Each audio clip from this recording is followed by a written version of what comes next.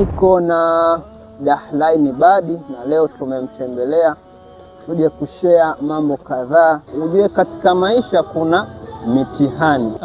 Mitihani ipo mingi ndugu yangu, na nikizungumza mpaka leo hii bado mtihani bado anaendelea nao. Na mtihani wenyewe kiufupi kwamba ni ugonjwa kidogo. Ikatokea katika kule kutafuta riziki kapatwa na mtihani wa kudondoka.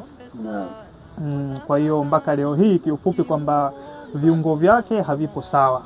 Kiufupi hivyo tunaendelea kumhangaikia hapa na pale kwa uwezo wa Mwenyezi Mungu. Hauwezi ukatujalia kitu cha namna hiyo kwamba mitihani iliyomkuta ndugu katusimulia ili na sisi tupate kujifunza kupitia Nashid? Naam, hilo swala nilipo. Naam, lipo njiani kiufupi. Kwa maana Nashid itakuwa inaitwa mitihani. Naam, Nashid inaitwa mitihani.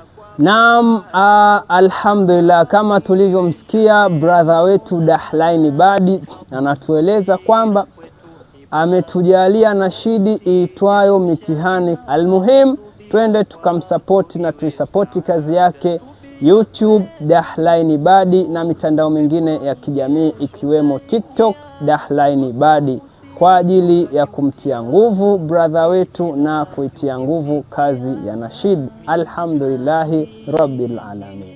Mitihani, mitihani, mitihani, mitihani, mitihani.